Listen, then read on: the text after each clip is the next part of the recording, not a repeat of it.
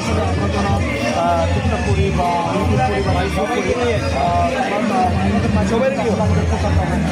আমরা মূলত আমাদের যে ডিজিটাল সাপোর্ট গ্রুপ টিকটকে সীমাবদ্ধ না, আমরা সকলেই কিন্তু ইউটিউবে কাজ করি, ফেসবুকে কাজ করি। আমরা মূলত কন্টেন্ট করি না, পাশাপাশি আমরা বিভিন্ন চ্যানেল কিন্তু আমরা নিজেদের কাজ করতেছি। আমাদের যে গ্রুপটা রয়েছে ডিজিটাল সাপোর্ট গ্রুপ, এটি আমরা এমনভাবে করেছি যে আমাদের একটু সাপোর্ট দরকার, একে অপরের সাপোর্ট দরকার। আমরা চাই আমরা যারা মিডিয়াতে কাজ করতেছি আমরা একে অপরকে সামনের দিকে এগিয়ে নিয়ে যাবো, কারণ সাপোর্ট ছাড়া কোনো কিছু করা সম্ভব না।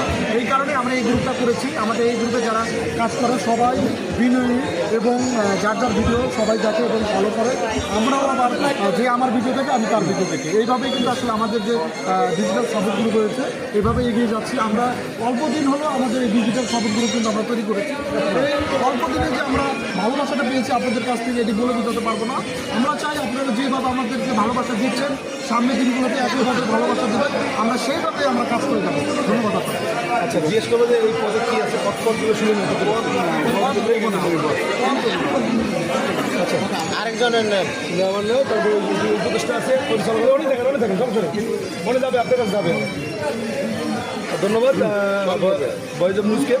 আসলে আমাদের এই ডিজিটাল সাপোর্ট গ্রুপে একটা সংগঠন তৈরি করা হয়েছে। এই সংগঠনে অনেকের একটা ভালো সুন্দর সুন্দর জায়গায় একটা পদবি আছে। তো আমি বলবো এই পর্যায়ে আমাদের মহাপরিচালক যিনি আছেন ওনার কাছ থেকে আমরা শুনব। ধন্যবাদ। আমাদের ডিজিটাল সাপোর্ট গ্রুপের পক্ষ থেকে এই সুন্দর একটা মনোগ্রাম অনুষ্ঠানে আমরা ডিজিটাল উদ্দেশ্য হল শুধু ডিজিটাল বলতে বর্তমান বাংলাদেশের প্রেক্ষাপটে যে